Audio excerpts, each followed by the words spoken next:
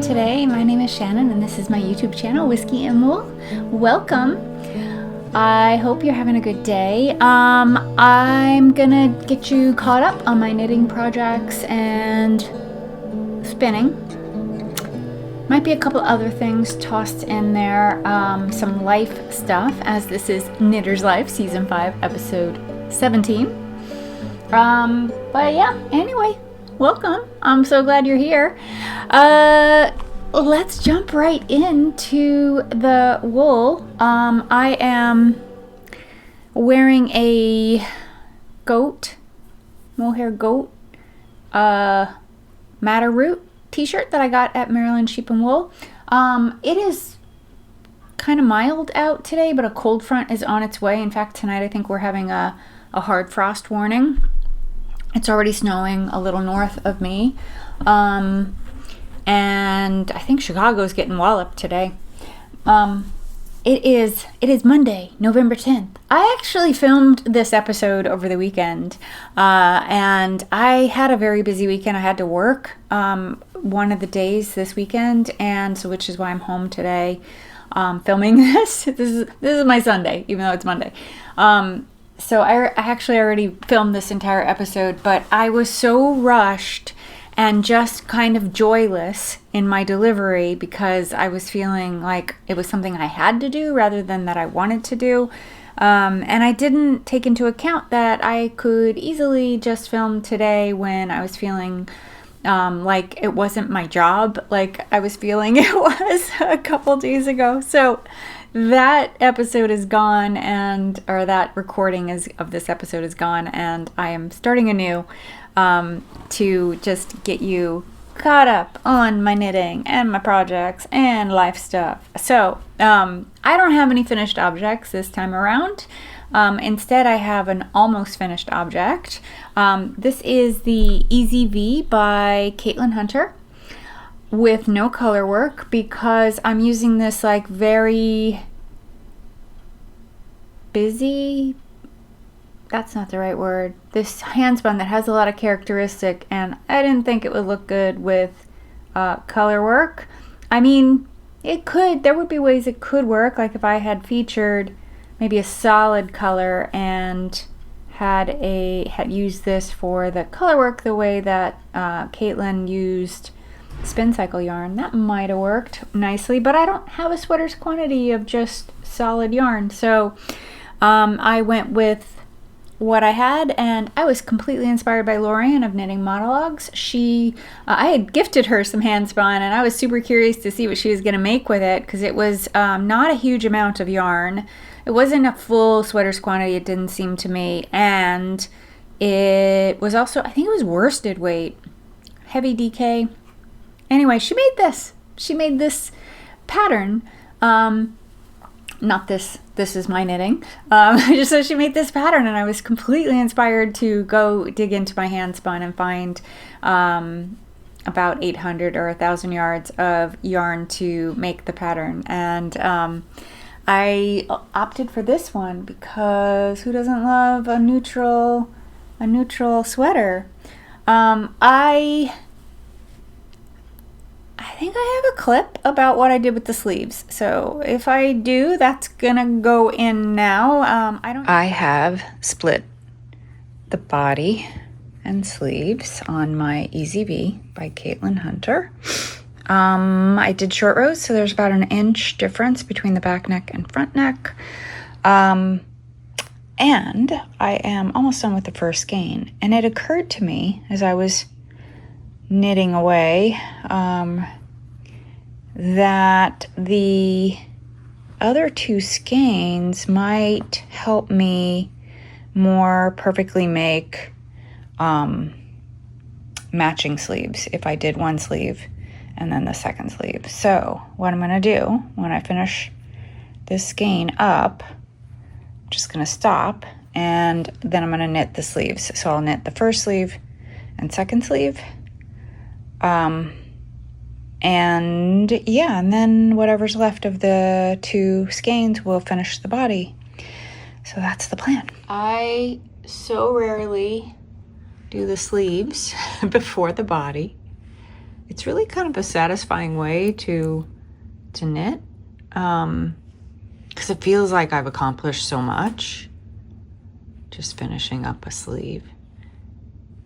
I don't know, just wanted to share that. And I'm afraid if I don't do this recording now, I'm gonna forget to tell you that.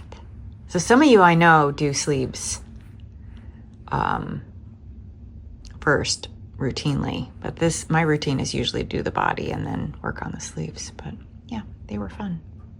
Yeah, so I paused doing the body after I ran out of the first skein, which was just a couple rows down, and knit the sleeves so that I could pretty much get sleeves that would, align with each other, if you will. So they're pretty good, I think. They match pretty well, like where the color change happens.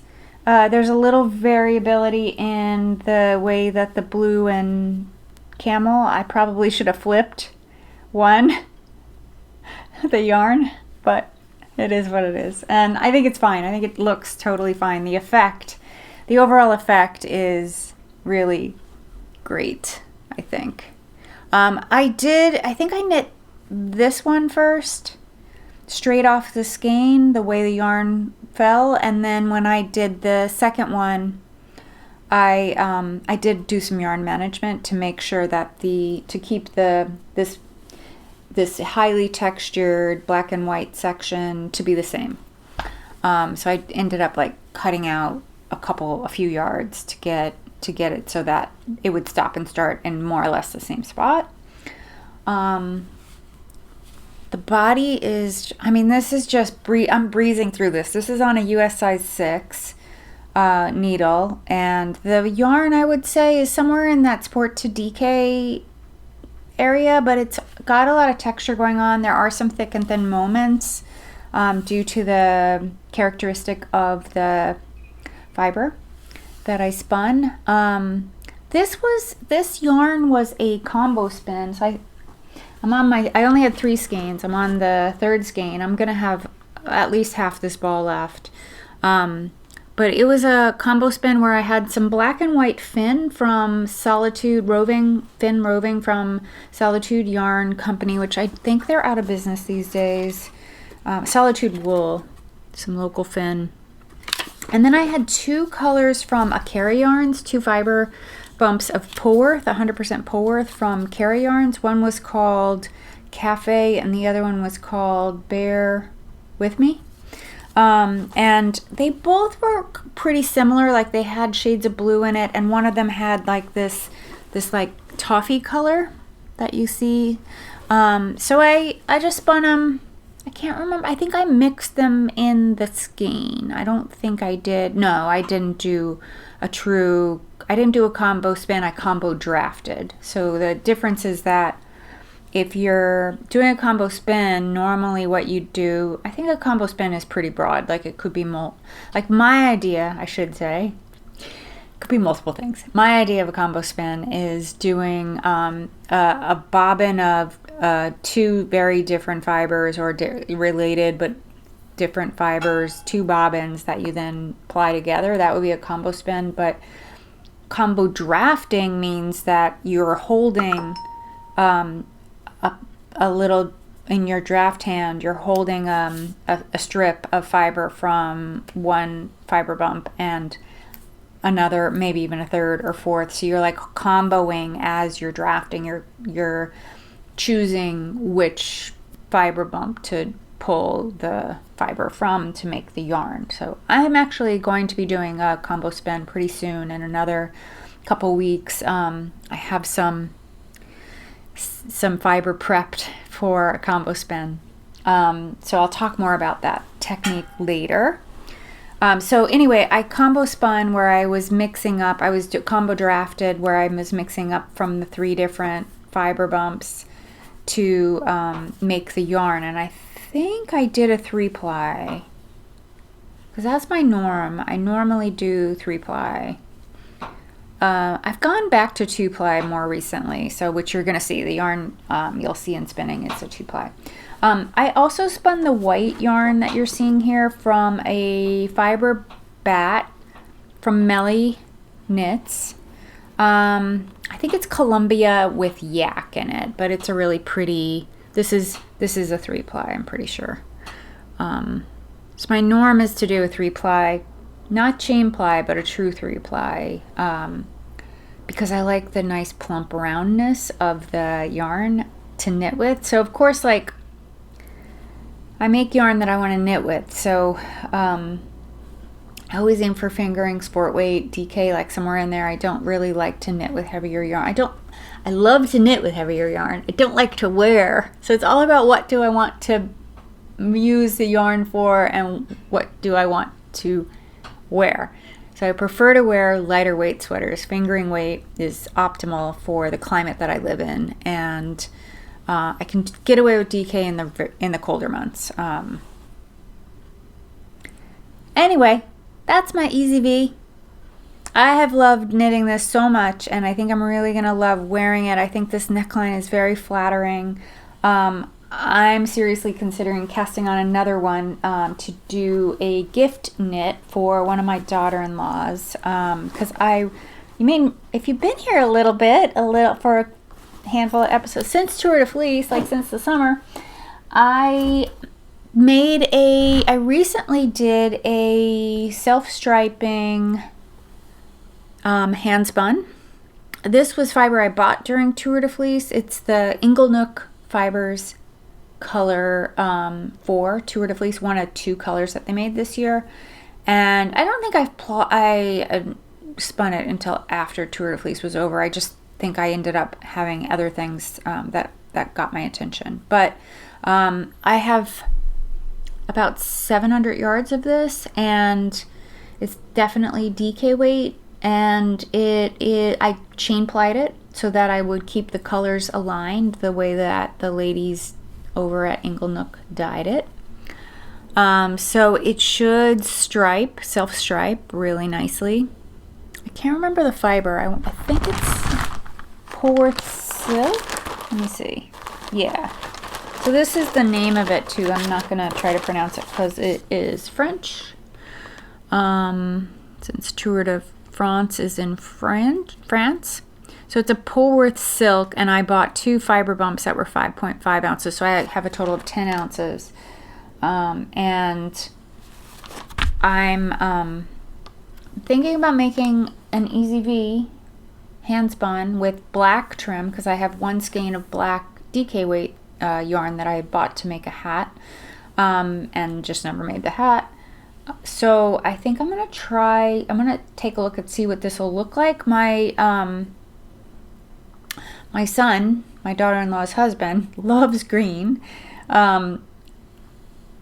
and she really likes to wear a lot of neutrals, so I am not 100% sure this will vibe with her. I'm hoping.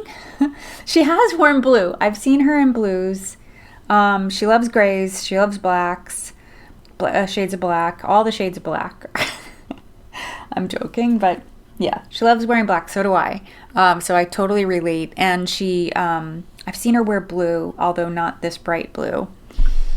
But we'll see. I think I'm going to cast it on and knit a little bit and see how it looks, and see if it's something that I think I may send a picture to my son and ask him if he thinks she will wear it.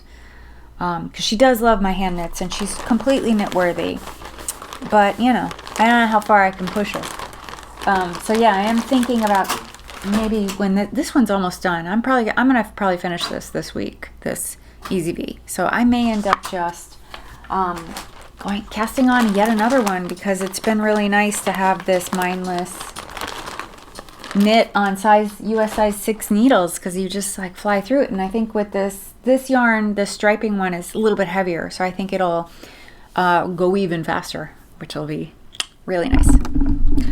Just noticing my microphone isn't really facing me, so hopefully you're picking up Whoops, now you get to see the microphone. There you go. So hopefully you're picking up my voice. And also if you're hearing some weird clicking noises, that's my heat kicking in. Old pre-war building. It's supposed to be so cold the next few days. I'm so excited. I just did a whole like remix in my closet to bring down some warmer, heavier sweaters so I can get some wear out of them early. Okay, this is Vintage Flannel by Johanna. Let me show you the book real fast. It's this book, Strands of Joy. I am almost done with the word knit, with the graphic, the word knit there. I think I have the N, I, and T done. I just am finishing the legs of the K, but how cool does this look? I just love this look. It's just, it looks like kind of like a letter sweater, only it's like a knitter's letter sweater. I just love it. It's gonna be so warm though, because it is fingering weight, but it's all over color work, so that means it's like holding 2 strands double of fingering weight, so it's really like a DK weight sweater. But yeah, this looks so good. I split for the sleeves about halfway through the graphic. So just talking about this, I did make a couple modifications with the raglan shaping. If you've been here for the last handful of episodes where I've done other raglan sweaters, you'll know this well, but I double up on the increases until I reach the total number of increases that the pattern calls for. And what that does is it moves all of my increases. It moves all my increases up the raglan line. So my increases pretty much all happened in this small section here. And that gives me more width right through this section here, which I find that I need. Just to give you an idea of what I mean by the broadness of this part of my rib cage, I am a 38-inch bust. My rib cage down here is only 30 inches, but up here it's 37. So I am quite broad across here in this section, just about where my armpits begin. So that most people, I guess most people aren't shaped like that, because I have found that most raglan increases, when you're doing your typical raglan pattern, especially from the Scandi nations, those Scandinavian designers, they will have you increase 8 times around every other row. I still am doing increases every other row, every other round, but I'm doubling it. So I'm doing 16 increases. So 2 wherever the pattern said to do 1. And then that just raises all of the, that just gives me more breadth in this crucial area for me to have a good fitting sweater. And it really doesn't change the shape of the raglan at all. I still end in the same stitch count. I think you might, let me show you on this side, because I think you might see a little bit of, like, there's a bit of, it curves here and then it kind of drops straight down. So you can see it more on this, I think, because of the plaid, because of how you could see how the plaid was growing and then it just stopped growing. So this is about where I stopped doing the increases, because I hit the number I needed. So then I just knit straight down. But on the body, it looks perfectly fine. In fact, it looks, for me, it's a really well-fitting raglan sweater. I learned the technique of doing 2 increases in the spot where you would normally do 1 on the Ramble raglan pattern, which, put a pin in that, because I am close to making another one of those. I'll talk more about that in a cast on with me when I'm ready. All right, let me tell you about the yarn. I am still on my first skein of this beautiful blue, this like tonal blue. Ooh, you can really see the color well. It is from Jill Draper Makes Stuff. She's a Kingston, New York indie business. And I believe what she does, you could read more about her. I haven't looked at her business model for a long time, but I believe what she does is she is like almost like a wool broker. Like, she goes and gets wool from local farms and from sheeps, and then transports or has that transported to a mill where it is spun, and then it comes to her studio and she dyes it. And I know her dyeing process, she only uses red, yellow, and blue primary colored dyes, and then does like different variations of color using those 3 colors. And she has a rainbow. If you ever looked at her website when she's got a shop update, she has a rainbow of colors. They're really beautiful, really full range, so she gets a really great range with those, just using primary colored dyes. This is her Ansel base, and it is Sapphire number 2, color Sapphire number 2. Often what you'll see on her website is that she'll have like color 1, color 2, color 3. So it'll be 3 different shades. I think the dye was like at different levels of dilution. The pretty white yarn, this is the first of 2 skeins. This is the first of 3. I don't know that I'm going to need all 3. I might end up with an extra. We'll see. I'm only about 2 inches into the body, so.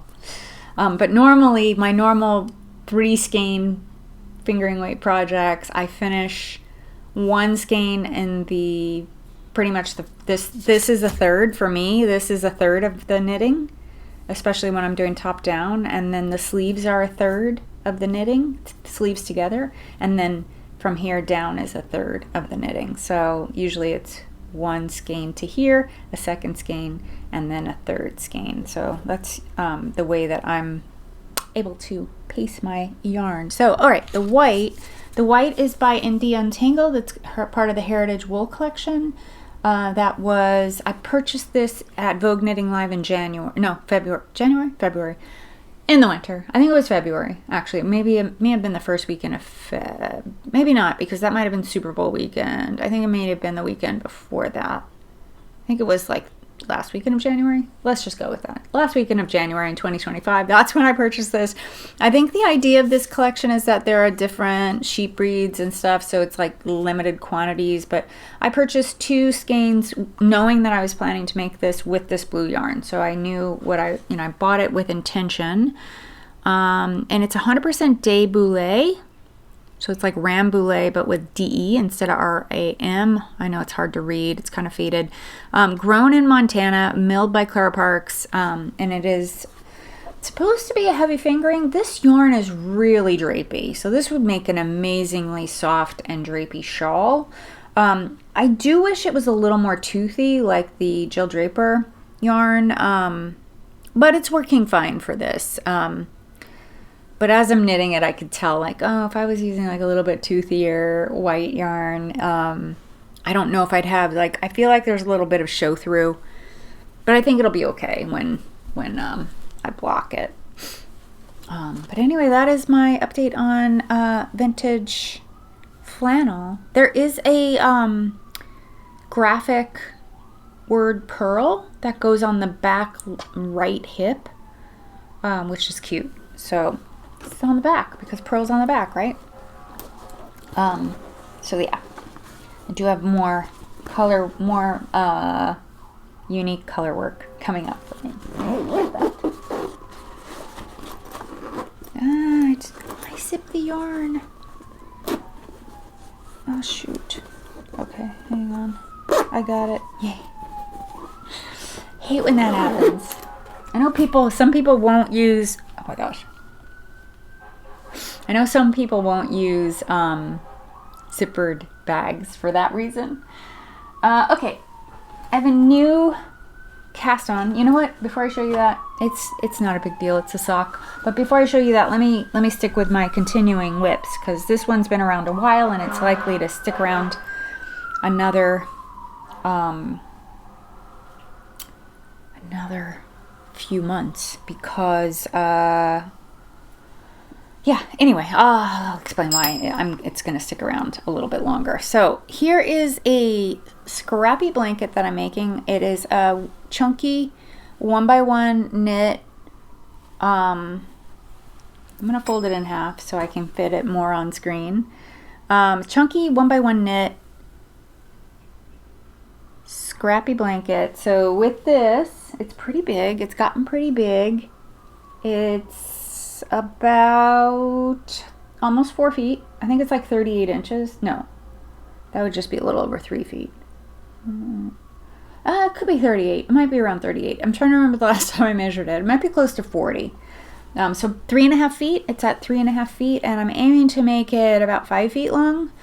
So I'm more than halfway done with it at this point. The idea of this is to knit on very, very heavy, big needles. So this is US size 17 or 12 millimeter needles, holding anywhere from 10 to 12, equivalent of 10 to 12 fingering weight strands together.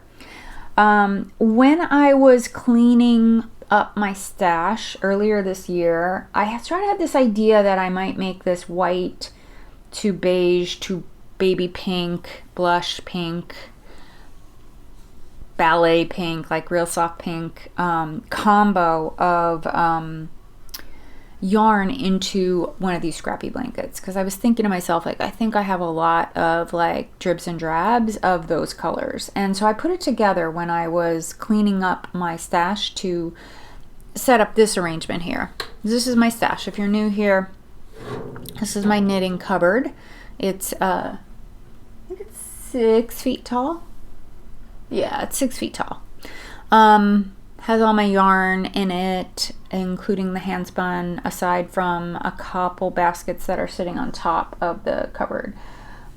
If you go back a few episodes, you'll see I spent a couple episodes talking about it. So you'll see what I had before and what I replaced it with, how I replaced it, and what the whole thing looks like.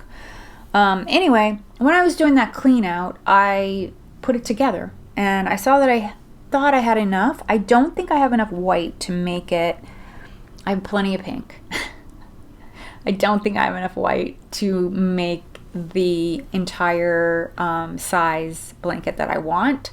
And so my intention is to, sorry, I have like yarn or fuzz on my nose. It's so tickly, itchy. My intention is to just stop when I run out of the white and hold it, put it on hold until I get more white, because as you just saw, I'm making 2 sweaters that have white and will have just a drib left, probably. So that is going to go right in to this. And I have a couple others on the horizon that will be using white. So, and I think I'm going to get pretty close. Like, I imagine I'm going to get to probably like maybe the last foot. I'll be waiting on white. I have a ton of pink. I'm almost done knitting all of the beige up. I have a dark beige that I'm not sure I'm going to use. I'm going to see how it goes. I'm using a skein right now that's beige and white, like camel colored and white. It's really pretty. And that's going in here right now. So I'm surprised, like, I've done these Scrappy blankets before. There's no pattern. I just made it up myself. I chose to do a 1x1 because I like that it's reversible. And I also like when 1x1 of this gauge is blocked. It looks a lot like knitting. It just looks like stockinette, or like it looks like it's very clearly knitting, right? And it's not like garter can sometimes look like something else. Garter's reversible too. And I'm sure there are other stitches that are reversible, but this is just an easy one to do. And for this blanket, I cast on 67 stitches, which should give me about 4.5 feet of width, about 48 to 54 inches of width. And I made some of these before. I made a bunch of them in the past. I've made small ones for cats. My cats freaking love them. And I just wash those until they felt. I make them pretty big, and then knowing that they're going to shrink by half, and I just wash it. Like, I let the cat sleep on them when it needs to get washed. I just throw it in the washer and dryer, and it felt. Or I actually just put it in the washer and let it air dry. Anyway, there are more detailed notes on my Ravelry project pages for the 1x1 rib knit blankets. You might go back to, I made 2 for myself. I made a white one and I made a white and bright one,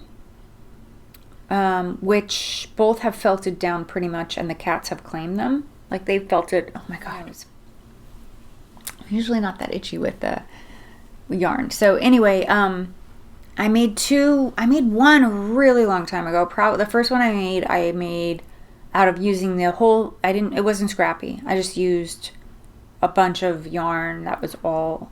Oh, I know where you can find a pattern. Pearl Soho has one. They use knit collage. I was inspired by that. Theirs is really narrow and it's a strange size, but it's really pretty. Knit collage yarn is gorgeous. I ended up, when I made the other, I was inspired by that, but I didn't use their pattern. I went my own way because my gauge was different, and I just, went my own way. Anyway, my cats love that one. It's been around for over a decade, and this one is, my latest for my mostly light colored sort of beach vibe apartment. Anyway, it's so fun. I will let this sit for days and days, couple weeks even, and then I'll just pick it up one night and knit on it for like an evening of show watching or whatever, and I'll get like a foot done because it knits so fast. But anyway, I'm not in any hurry to have it done. At least I wasn't before now. But it is really nice, like in the chilly nights coming up, I'm probably going to knit a lot because I can just put this on my lap and knit and stay nice and cozy without having to grab a throw and hang out in a throw. So yeah, this has probably got some knitting coming up for it. Okay, my new cast on. How am I doing on time? Ooh, really good. I cast on another sock because I like to keep a small project for my on-the-go knitting. I am doing yet another, no surprise if you've been here a while, DRK Every Day. Bear Paw by Andrea Mowry. That's her DK weight version, which I have modified to use a 2.5 millimeter needle, so a much tighter gauge than her 325 millimeter needle. 2.5 millimeter needle does not have an equivalent US size. If it does, it might be like a 1.5, I think, size 1.5 or size 2 maybe. But that's the size that I ended up purchasing like years ago. I have, I don't know, 4 or so pairs of, or sets of these Flexi Flips by Addie. Also Hiya makes them, but these are, I never could get into Magic Loop. I don't like having to pull the cord every round. This way the cord's super short, and knitting on these, I forgot, like someone asked me if I could show, so let me see if I could show you real fast how I hold it. I hold it like this. So I'm an English knitter, so my yarn's in this hand. You could certainly do this continental size ways, but I keep the one half of the sock in the center, and then the other half, of course, towards the end, the half that I'm knitting on, towards the end. And then that soft wire in the center lets you kind of make a circle. So it's very similar to double point knitting with needles, double point needles, like your set of double points, but they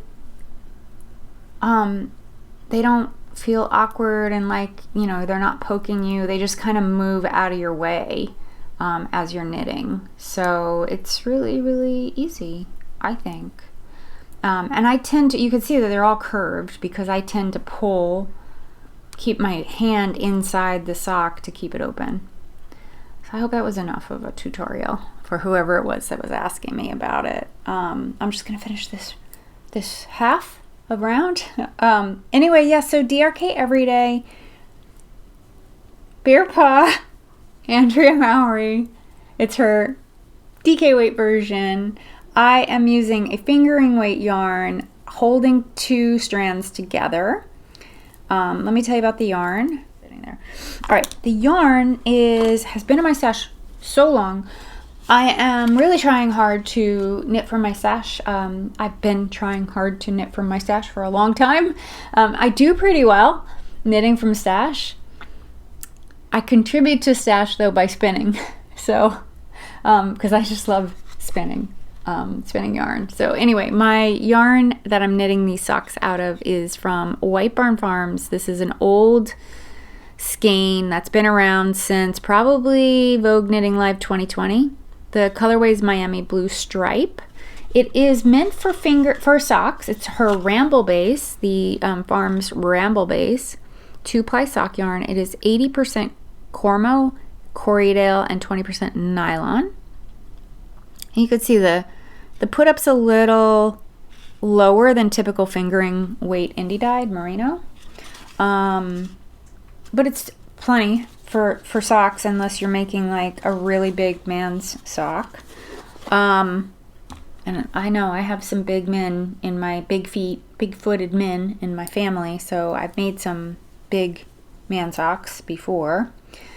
Anyway, the cool thing about this sock yarn, if you've ever used it, or if you see White Barn Farm at a local show, I think they're outside of Kingston as well. I think they're in the upstate New York, Kingston area.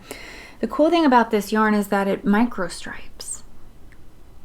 So you can see like the little micro stripes. The stripes are a little thicker on the bottom because my knitting in the round was more rapid, double time versus down here. And then I did my best to line up at the beginning of the skeins to line up the colors, but of course there is some variability. So you can see, like, even though it's 2 strands of dark green right there, just a little ways down it changes to 1 strand of dark green with the white.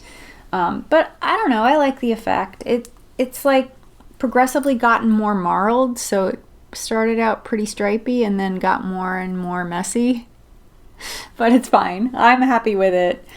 These are for me, most likely. I may gift them. I think I've said before, I'm a woman's size 8 shoe, and so are my 2 daughter-in-laws and my other son's partner. We're all size 8. So I can just make size 8 socks and decide who to give them to later, or keep them myself if I want. I literally wore all my socks, all my hand knit socks, the last couple weeks, I guess. Like over the past couple weeks, like all my hand knit socks were dirty. So I just did a big wash this weekend of all of them, and gave me time to assess where I'm at with socks. I'm in good shape. My one daughter-in-law, the one who I may knit the EZB for, always asks me for socks, so I can always give her socks, and she will wear crazy colored socks. So I know that about her. All right. Anyway, that's all my knitting. Oh my God, stop itching. I have some spinning to share with you. I recently, this morning, finished a big spin project. This has been on my spinning wheel for the past month, except that I did go away for about a week where I wasn't spinning because I couldn't take my spinning wheel. So my 3rd skein is still on the bobbin. Well, let me show you these other 2 skeins that have been soaked and are ready to be caked and knit into something. I think the color is, I see my camera shifting, trying to figure out what the color is. I think that's pretty accurate. Yeah, that's pretty accurate. It's kind of this cinnamon color.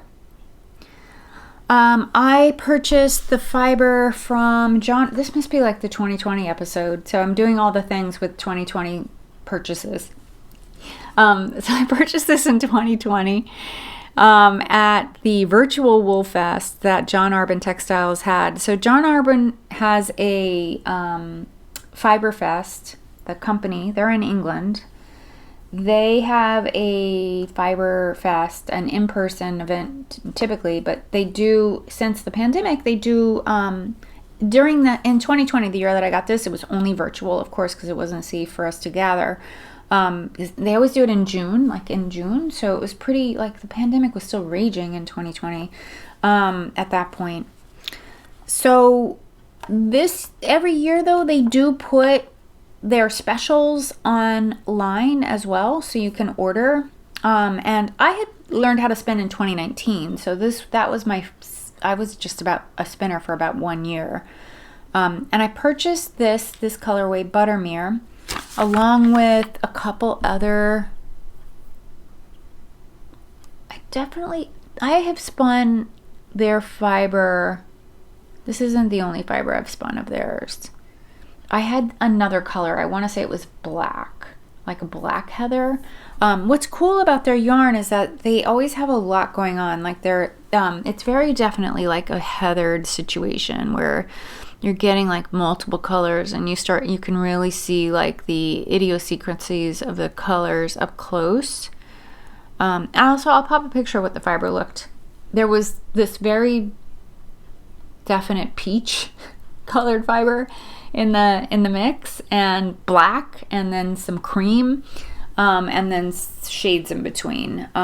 So it's really pretty. Fruity Knitting recently did a couple episodes. They're making their own yarn, by the way, with John Arvin fiber, but they did a whole couple episodes about visiting the mill and interviewing. So if you're curious about the John Arvin's process of making yarn and fiber, they go through it on the Fruity Knitting channel if you want to check that out. I found it very interesting.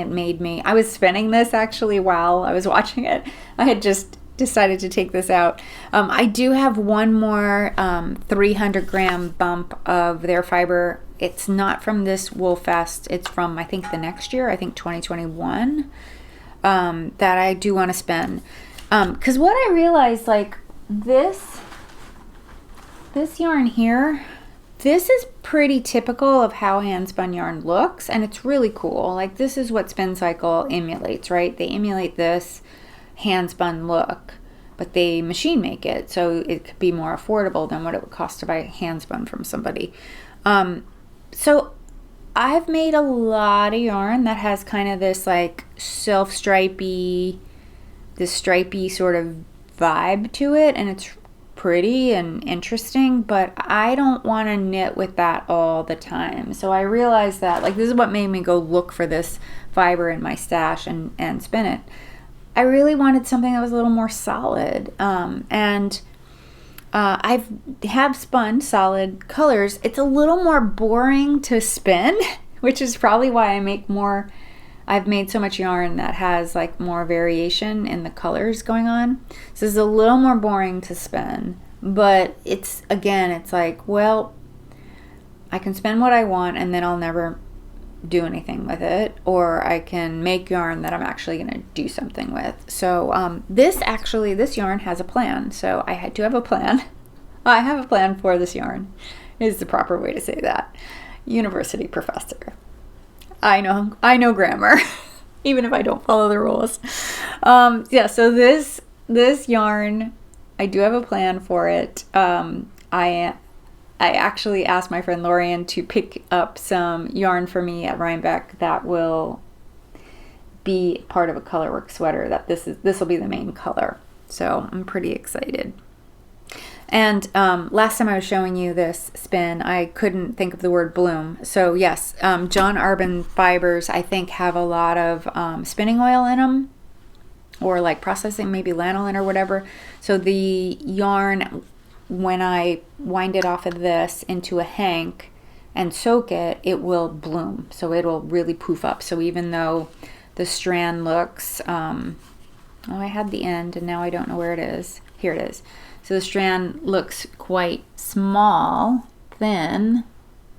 It will bloom in the soak and be more like did I get a sport weight? Yeah, I think I got a sport weight. Yes, because these are 100 gram skeins and about 300 yards, a little over 300. 100 grams, 320 yards, and this one is 88 grams and like 270. So they're pretty good. And I don't know what this one's probably got the extra, because there was exactly 300 grams, and I divided the fiber into 50 gram fiber bumps and then spun them on 6 bobbins and made a 2-ply yarn. And for some reason my second skein my first skein was bang on 100 grams. My second skein was 86 or 7 grams. So the rest of the fiber got spun into this skein, so I assume this will be about 110 or 12 grams. So should be fine. I should end up with 950 yards. somewhere around there, which will be perfect for this project that I'm planning. So I'm super happy that's over, and now I'm going to make something colorful. I already prepped the fiber this morning when I finished that bobbin, and it's sitting over by my spinning wheel, so that'll start. You'll see that next time. And I think that's all I have in the spinning and knitting. I did want to share this book with you that I got. If you love Italian food, you may want to get this book. So this is The Talisman of Happiness by Ada Bonney, translated by I think they actually did a project. So this cookbook, it's a cookbook, most iconic Italian cookbook ever written. So as far as I understand it, the book, this is similar to like Italy's Joys of Cooking. So this is like a Bible of all the dishes, and it's written very much in the way that, I mean, the foreword is super interesting. It's, oh my God, there's so many recipes in here. It's real, like, this would be like what your Italian mama would have used to make things in the 20th century. And people would gift this, just like Joys of Cooking, to folks that were getting married, and then the copy would like have notes and stuff. The recipes are a little loose, so there is some where she talks about half a cup without really, or half a glass without saying it's half a cup necessarily. So in the beginning of the book, there's a lot of information about those sort of loose instructions that Ada wrote about. But yeah, I haven't made anything from it yet, but it's really interesting. There was an abbreviated version made of this a couple decades ago, I want to say, for English readers. This is a comprehensive copy. So this is every single recipe that's in the original cookbook. So I bought it on pre-order. It just came about a week ago. But if you're a cookbook collector, I try not to be, but I certainly have a collection of cookbooks. This might be something you want to, and you love Italian food. I love Italian food, real Italian food. You might want to add that to your library of cookbooks. And if you have made anything, if you have it already and have made something, please tell me in the comments. I would be so interested to know what you made and what you think of the recipe and the style of it. The idea of the style of the recipes was that you would cook from the heart, right? So you would like cook to taste, and like when she says, a pinch or add rosemary, she doesn't tell you how much. You're meant to like cook from the heart and understand like how much rosemary this particular dish will need, for example. So really cool. Very excited to try that out in my new kitchen, maybe someday soon. I forgot to say too, so I set up I'm going to probably film from this location for the rest of the year, for the rest of the episodes for this year, until my kitchen renovation is over. It has not started yet. We're very close. We have the permits. My cabinet company is coming over tomorrow to do some measurements, and then the order for the cabinets is going to go in. I still have to pack the kitchen. I'm going to do that this weekend.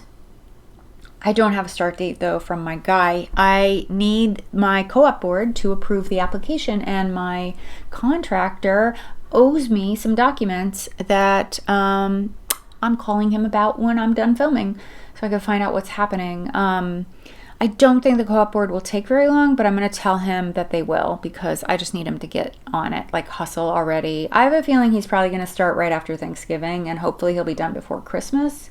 But maybe it'll be close because holiday time, we have to wait for inspectors and stuff, so I don't know. Maybe.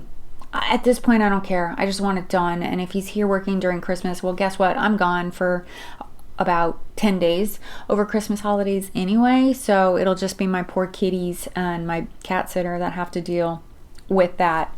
And what else can I tell you in my Knitter's Life news? Oh, speak of the devil. Anyway, enjoy the video clips at the end.